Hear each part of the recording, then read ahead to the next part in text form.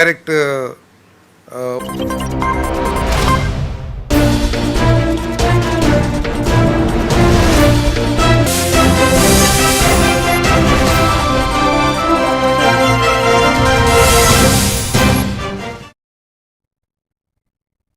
నమస్తే, నేను Priyanka. Welcome to ఎవన్ టీవీ న్యూస్. వివరాల్లోకి వెళ్తే నగర నియోజకవర్గంలోని విజయపురం, నింట్రా మండలాల్లో జరిగిన ఎంపీపీ ఎన్నికల ప్రక్రియ పూర్తిగా ప్రజాస్వామ్యానికి విరుద్ధంగా జరిగిందని మాజీ మంత్రి ఆర్కే రోజా తీవ్రస్థాయిలో విమర్శలు చేశారు. విజయపురంలో 9, నింట్రాలో 8 ఎంపీటీసీ స్థానాలు ఉండగా చాలా చోట్ల వైసీపీ అభ్యర్థులు ఆత్మహత్యాగోళంలో గెలిచినా కూడా అధికార కూటమి టీడీపీ పేరుతో అబద్ధ ప్రచారం చేస్తోందని ఆరోపించారు. నామినేషన్ వేయడానికి అవకాశాలు నిరాకరించడం, పోలీసులను అడ్డుపడేలా వినియోగించడం, మాధ్యమాలను పోలింగ్ కేంద్రాలకు అనుమతించకపోవడం ప్రజాస్వామ్యానికి పెద్ద అవమానమని రోజా అన్నారు. నగర నియోజకవర్గంలో నిండ్రా, విజయపురంలో జరిగిన ఎంపీపీ ఎన్నికలు చూస్తే ఈరోజు ప్రజాస్వామ్యం ఎలా కూని అయిందో మరోసారి చూస్తున్నాం. ఎందుకంటే విజయపురంలో 9 ఎంపీటీసీలు ఉంటే 9 వైఎస్ఆర్సీపీవే, అలాగే నిండ్రలో 8 ఎంపీటీసీలు ఉంటే 7 వైఎస్ఆర్సీపీవే. ఈరోజు టెక్నికల్ గా వైఎస్ఆర్సీపీ వాళ్ళు గెలిస్తే తెలుగుదేశం పార్టీ అని అనౌన్స్ చేసుకున్నారు. అంటే ఆ అనౌన్స్ అయిన వాళ్ళు ఈరోజు ఏ విధంగా దిగజారుడు రాజకీయాలు చేశారో ఒకసారి మీరు అర్థం చేసుకోవాలి. 40 ఏళ్లుగా రాజకీయాల్లో ఉన్న వాళ్ళు ఏ రోజు కూడా రాష్ట్ర పదవులు అనుభవించింది లేదు, ముఖ్యమైన పదవులు అనుభవించింది లేదు. జగన్మోహన్ రెడ్డి గారి పుణ్యమా అని ఈ నగర నియోజకవర్గంలో ఎమ్మెల్యేగా ఉన్న నా పుణ్యమా అని అయ్యి ఈరోజు మాకు వెన్నుపోటు పొడిచి అదేదో పెద్ద విజయంగా చెప్పుకుంటుంటే పొలిటికల్ బఫూన్లు వీళ్ళని అందరూ నవ్వుకుంటున్నారు. ఎందుకు చెప్తున్నానంటే ఈరోజు పోలీసులు పెట్టుకొని, అఫీషియల్ని బెదిరించుకొని, ప్రెస్ వాళ్ళని లోపలికి రానీయకుండా ఎన్నికలు జరపడం ఒక ఎత్తు అయితే, రెండవది నామినేషన్ వేయటానికి వీలు లేకుండా రాష్ట్రంలో అందరూ గమనిస్తున్నారు. జగన్మోహన్ రెడ్డి గారి ఫోటో పెట్టుకొని మేమిచ్చిన బీఫామ్తో మా నాయకులు, కార్యకర్తలు కష్టపడి గెలిపిస్తే గెలిచిన ఎంపీటీసీలు, మీ మొహాలు చూసి మీరు గెలిచిన వాళ్ళు కాదు. ఈరోజు పార్టీకి వెన్నుపోటు పడటం తల్లి పాలు తాగి తల్లి రొమ్ములు గుద్దినట్టు. సో ఈరోజు మీరు ఎంత ఎదవలో మీ మండలాల్లో అర్థమవుతుంది. భవిష్యత్తులో మీకు రాజకీయంగా సమాధి కడతారు ఈ నగర నియోజకవర్గ ప్రజలను కూడా తెలియజేసుకుంటున్నా. అండ్ జిల్లా నాయకులు వీళ్ళని ఎవరైతే పెంచి పోషించారో వాళ్ళు ఇప్పటికైనా బుద్ధి తెచ్చుకొని ఇలాంటి వాళ్ళకి ఫుల్ స్టాప్ పెట్టాలి. లేకపోతే కష్టపడే నాయకులు ఇంకా అన్యాయం పోతూనే ఉంటారు. జగన్ కోసం, పార్టీ కోసం కష్టపడే వాళ్ళని కాపాడాల్సిన బాధ్యత జిల్లా నాయకులకి, రాష్ట్ర నాయకులకి ఉంది. Bheemili MLA Ganta Srinivasarao CM program coordinator Pendurthi వెంకటేష్తో కలిసి కాపులుప్పాడలో నిర్మాణానికి సిద్ధమవుతున్న కాగ్నిజెంట్ శంకుస్థాపన కార్యక్రమ ఏర్పాట్లను పరిశీలించారు. ప్రాంతీయంగా ఐటీ రంగ అభివృద్ధికి ఈ ప్రాజెక్టు కీలక మైలురాయిగా నిలుస్తుందని అధికారులు భావిస్తున్నట్లు తెలిపారు. విశాఖపట్నం ఐటీ రంగంలో మరో పెద్ద అడుగు వేస్తోందని, ఈ ప్రాజెక్టు ద్వారా నగరానికి గ్లోబల్ గుర్తింపు మరింత బలపడుతుందని గంటా చెప్పారు. వేలాది మందికి ఉపాధి అవకాశాలు కలగనున్న ఈ ప్రాజెక్ట్ స్థానిక యువతకు ఐటీ రంగంలో ప్రవేశానికి మంచి అవకాశం అందించనుందని ఆయన పేర్కొన్నారు.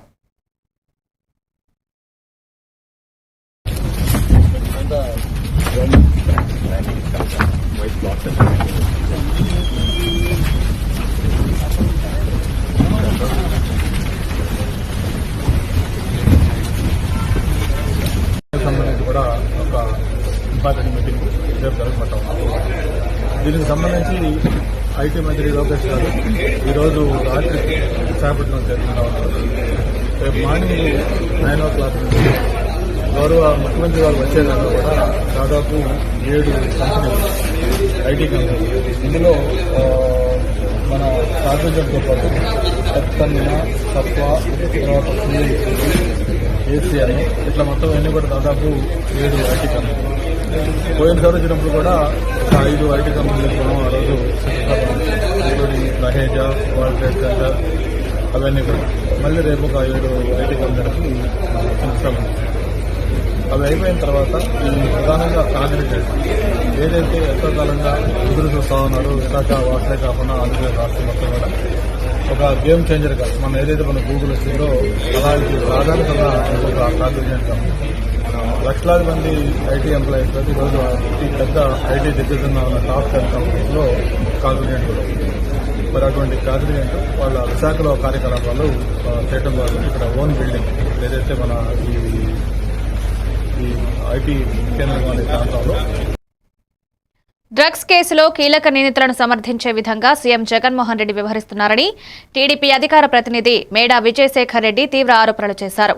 అమరావతిలో నిర్వహించిన మీడియా సమావేశంలో మాట్లాడిన ఆయన రాష్ట్ర యువత భవిష్యత్తును నాశనం చేసే డ్రగ్స్ ముఠాలను అరికట్టడంలో ప్రభుత్వం పూర్తిగా విఫలమైందన్నారు.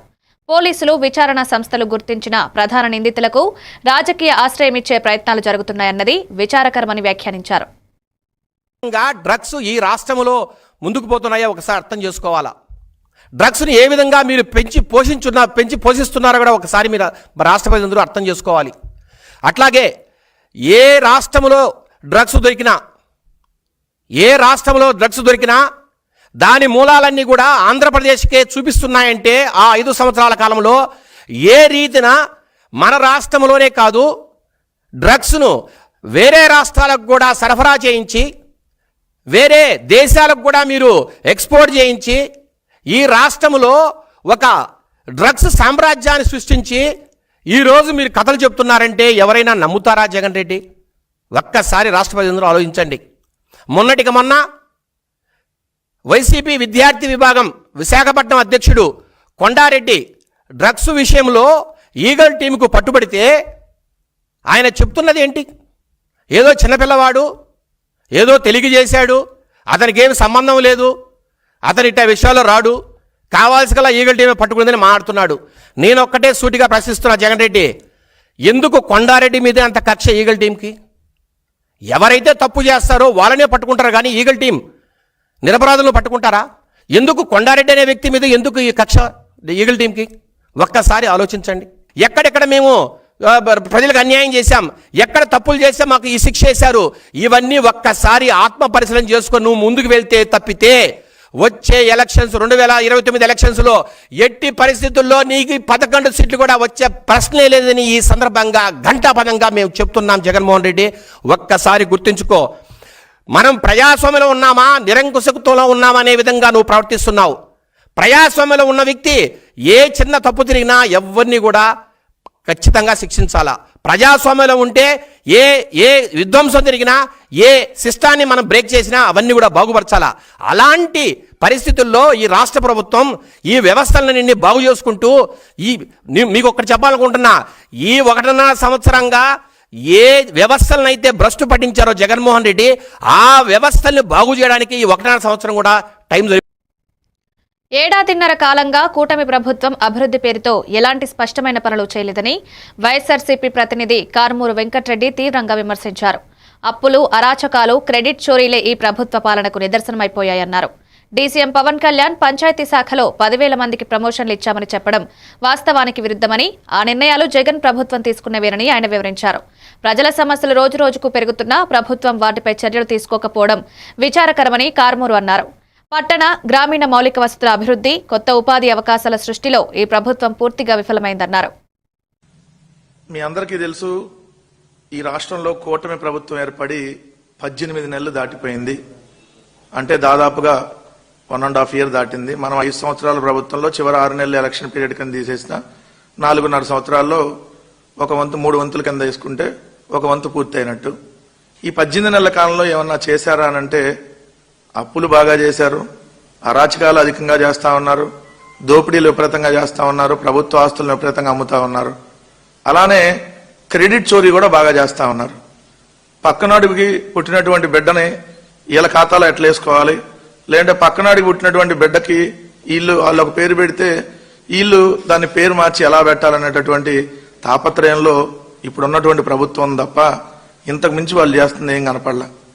నేను ఈరోజు పత్రికల్లో చూడంగానే ఆశ్చర్యం అనిపించింది. నార్మల్గా క్రెడిట్ చోరీ అనగానే మనకు చంద్రబాబు నాయుడు గారు, లోకేష్ గారు గుర్తొస్తూ ఉంటారు.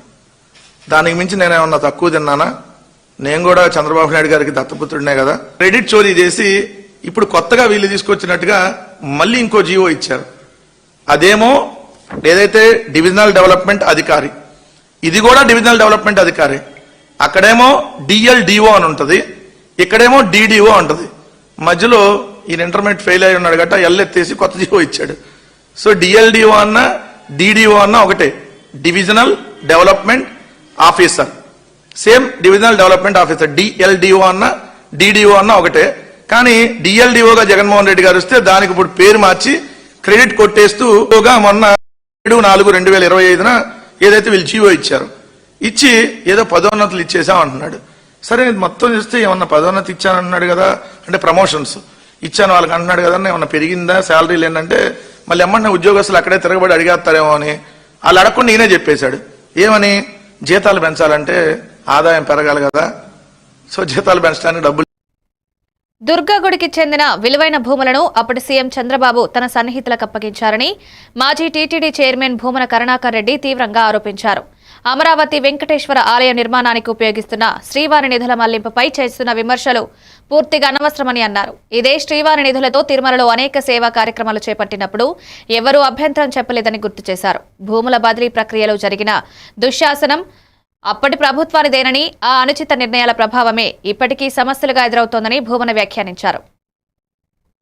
జరిగింది కదా 4 నెలల క్రితమే, మరి ఏ రకాలైనటువంటి మాటలు మాట్లాడి నిందలు మోపి పబ్బం గడుపుకోవాలన్నటువంటి ప్రయత్నమే తప్ప ఏ రకమైనటువంటి శాస్త్రబద్ధమైనటువంటి ఆలోచన చెయ్యకుండా ఈ రకమైనటువంటి ఆరోపణలు చేస్తున్నారు. మొన్న అహోబలములు కూడా దొంగతనం జరిగింది కదా 4 నెలల క్రితమే, మరి ఏ చర్యలు తీసుకున్నారు మీరు? ఏ రకమైనటువంటి చర్యలు తీసుకోలేదు కదా. కారణం, తిరుమల వేదికగా ఒక విషయాన్ని ఎత్తితే మొత్తం అంతా కూడా దేశానికంతగా ప్రాగిపోతుంది. దాని మీద ఎన్ని రకాలుగా మాట్లాడినా కూడా చెల్లుబాటు అవుతుందిలే మనం మాట్లాడితే అన్నటువంటి ఆలోచన కాదా మీకు? చంద్రబాబు గారు, మీరు అయ్యప్ప మాల ధరించటం మూలంగా రాష్ట్రంలో మద్యం అమ్మకాలు తగ్గిపోయాయి అని 2014-19 మధ్యన మీరు మాట్లాడినటువంటి మాట వాస్తవం కాదా? పచ్చి వాస్తవమైనటువంటి విషయం అది.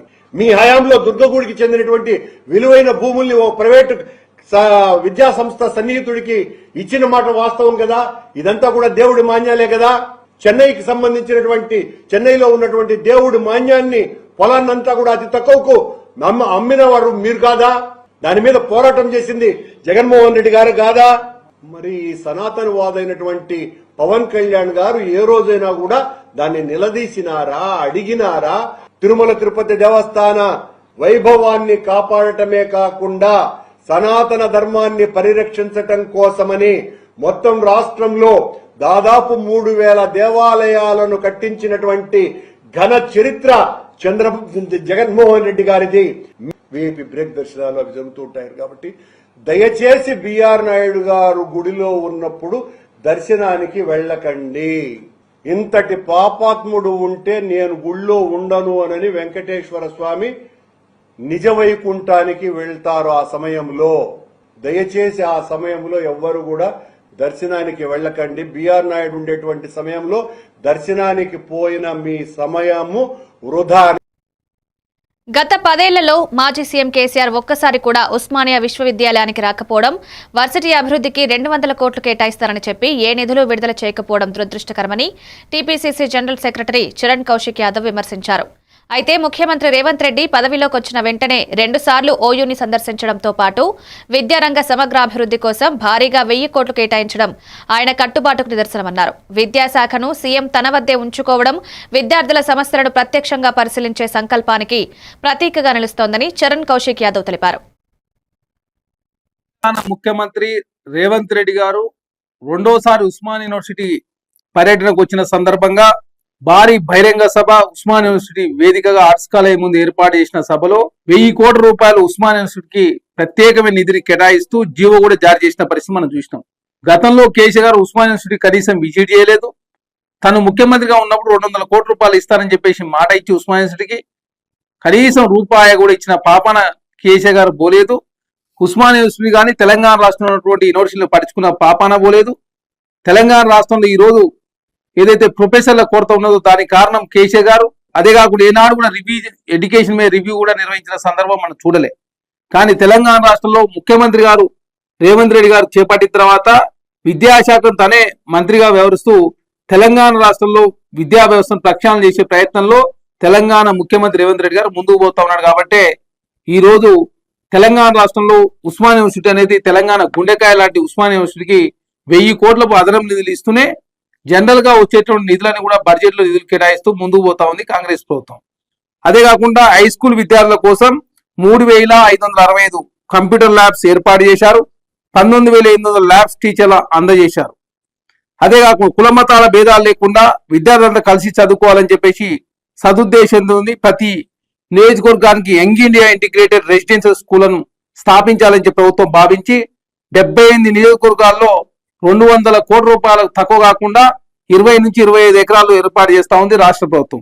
అదే కాకుండా కోస్గిలో పాలిటెక్నిక్ కళాశాలను ఇంజనీరింగ్ కళాశాలను అప్గ్రేడ్ చేసుకుని ప్రభుత్వ అధీనంలో దాన్ని నిర్వహిస్తా ఉన్నారు. అదే కాకుండా కే సముద్రం కావచ్చు, పటాన్చెరు కావచ్చు, షాద్నగర్ కావచ్చు, మనుగులో కొత్తగా ప్రభుత్వ పాలిటెక్నిక్ కళాశాల రాష్ట్ర ప్రభుత్వం ఏర్పాటు చేసుకున్నారు. అదే కాకుండా టెక్నికల్ ఎడ్యుకేషన్ సంబంధించి 240 మంది లెక్చరర్లను, 24 మంది లైబ్రరీలను, 46 తెలంగాణలో స్థానిక సంస్థలు, విద్య, ఉద్యోగాల్లో బీసీలకు 42% రిజర్వేషన్లు కల్పించే బిల్లును కేంద్ర ప్రభుత్వం వెంటనే ఆమోదించాలని భువనగిరి ఎంపీ చామల కిరణ్ కుమార్ రెడ్డి లోక్సభలో డిమాండ్ చేశారు.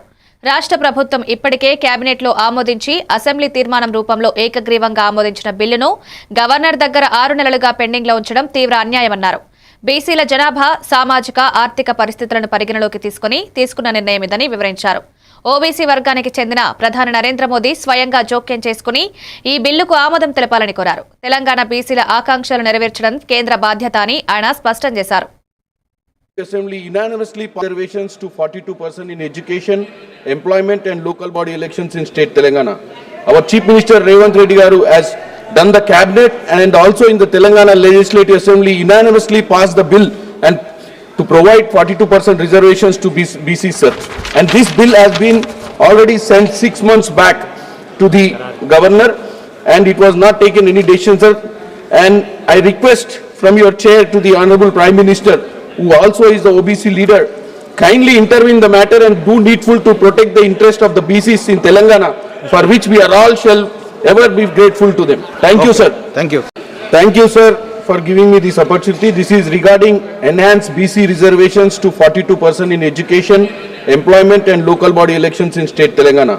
Our Chief Minister Revanth Reddy Garu has done the cabinet and also in the Telangana Legislative Assembly unanimously passed the bill and to provide 42% reservations to BC sir. And this bill has been already sent 6 months back to the governor and it was not taken any decision sir. And I request from your chair to the Honorable Prime Minister, who also is the OBC leader. దేశం, రాష్ట్రంలో అనేక సమస్యలు పెరిగిన సమయంలో CM Revanth Reddy 100 కోట్ల ప్రజాధనాన్ని messy football exhibition match కోసం ఖర్చు చేయడం తీవ్ర ఆందోళన కలిగించే విషయమని బీజేపీ ఎమ్మెల్యే మహేశ్వర్ రెడ్డి విమర్శించారు. రాష్ట్రంలో మౌలిక వసతులు, పాఠశాలలు, ఆసుపత్రులు, రహదారులు దయనీయ స్థితిలో ఉండగా ఇలాంటి వినోద కార్యక్రమాల కోసం భారీ మొత్తాలు ఖర్చు చేయడం ప్రజలతో చేసిన ద్రోహమన్నారు. యువతకు క్రీడా అవకాశాలు పెరగడం మంచిదే కానీ ప్రజాధనాన్ని సమర్థవంతంగా వినియోగించాల్సిన అవసరం ఉందని వ్యాఖ్యానించారు. ఈ మ్యాచ్ వల్ల ప్రజలకు ఏ ప్రయోజనం జరుగుతుందో ప్రభుత్వం సమాధానం చెప్పాలని డిమాండ్ చేశారు. ఖర్చు చేసి ముఖ్యంగా సీఎం మ్యాచ్ ఆడటానికి దాదాపు 100 కోట్ల రూపాయలు రాష్ట్ర ప్రభుత్వం ఖర్చు చేస్తున్నట్టుగా మరి ఎవరబ్బ సొమ్మని చెప్పేసి ఈ రకంగా రాష్ట్ర ప్రభుత్వం వివిధ శాఖల నుంచి ఖర్చు చేస్తా ఉన్నదో సీఎం రేవంత్ రెడ్డి గారికి సమాధానం చెప్పాలని కోరుతా ఉన్నాను. సీఎం ఫుట్బాల్ సరదా తీర్చుకోవడం కోసం దాదాపు 100 కోట్ల రూపాయలు ఖర్చు చేసి ముఖ్యంగా సీఎం రేవంత్ రెడ్డి టీం పేరే సింగరేణి RR9 టీమ్ గా మార్చుకున్నాం. ఈరోజు సింగరేణి కాలనీస్ లో కనీస వసతులు లేక ఇబ్బందులు పడతా ఉంటే అక్కడ ఉన్నటువంటి ఎంప్లాయీస్ కి, రిటైర్డ్ ఎంప్లాయీస్ కి కనీసం మందులు లేవని చెప్పేసి వాళ్ళు బాధపడతా ఉన్నారు. బీపీ, షుగర్ టాబ్లెట్స్ కూడా, బేసిక్ ఇమ్యూనిటీస్ కూడా లేవని వాళ్ళు బాధపడతా ఉన్నారు. అక్కడ సూపర్ స్పెషాలిటీ హాస్పిటల్ కట్టిస్తామని చెప్పి మోసం చేసిన ఈ ప్రభుత్వం కనీసం సూపర్ హాస్పిటల్ ఇప్పటి వరకు పునాది కూడా అక్కడ మొదలుపెట్టింది. తాగునీటి సమస్య కూడా పరిష్కారం చేయలేకపోతున్నాం. అసలు అది 8-9 తారీఖులో అది జరిగితే దాని తర్వాత 4 రోజుల తర్వాత 13వ తారీఖు జరిగేటువంటి ఈ కార్యక్రమానికి ఇప్పుడు సంబంధం ఉందని అడుగుతా ఉన్నాను. వీక్షించడానికి వచ్చే టికెట్ 10,000 నుంచి 30,000 రూపాయలు నిర్ణయించింది. దాదాపుగా 70 కోట్ల రూపాయలు ఈ ఫీజు ద్వారా, టికెట్లు అమ్మిన వాటి ద్వారా ఆ డబ్బంతా కూడా వెస్ట్ బెంగాల్ ఉన్నటువంటి ఒక ఈవెంట్ మేనేజర్ కంపెనీకి డబ్బులు పోతాయి. ₹1 కూడా రాష్ట్ర ప్రభుత్వానికి రాదు. టీ షర్ట్ల మీద ఆయనతో ఫోటో దిగిన దానికి, ఆటోగ్రాఫ్ ఇవ్వడానికి దాదాపు 10 లక్షల రూపాయలు మీరు ఛార్జ్. రాష్ట్రంలో పరిశ్రమల ఏర్పాటులో భూముల కేటాయింపు నుంచి మౌలిక సదుపాయాల అందుబాటు వరకు తలెత్తే స్థానిక సమస్యలను పరిష్కరించడం ఇన్ఛార్జి మంత్రుల పూర్తి బాధ్యతేనని ముఖ్యమంత్రి చంద్రబాబు స్పష్టం చేశారు. పెట్టుబడిదారులు ఏ ఇబ్బందులు ఎదుర్కొనకుండా వెంటనే స్పందించే వ్యవస్థను ఏర్పాటు చేయాలని అధికారులను ఆదేశించారు. భూముల కేటాయింపు, రహదారులు, విద్యుత్, నీటి సరఫరా వంటి మౌలిక వసతులు పరిశ్రమల అభివృద్ధికి అత్యంత కీలకమని, ఏ చిన్న ఆలస్యం కూడా పెట్టుబడులను దూరం చేసే అవకాశం ఉందని సీఎం హెచ్చరించారు.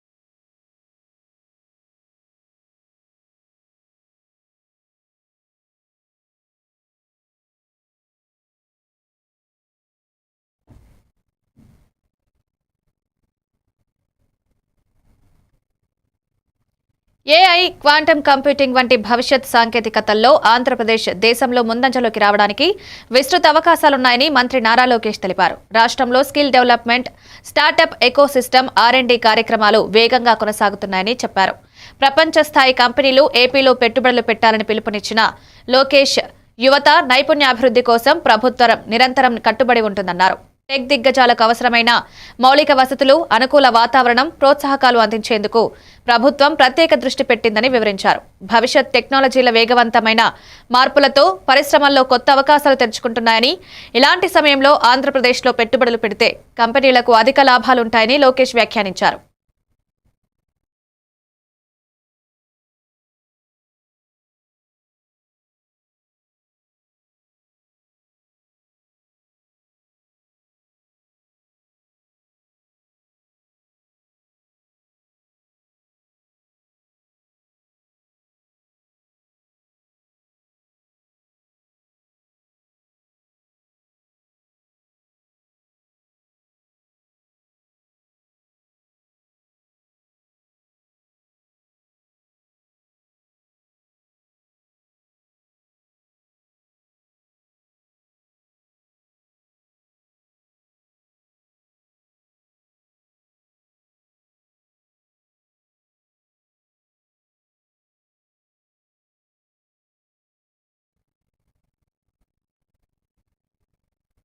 ఇవి updates. Keep watching A1 TV news.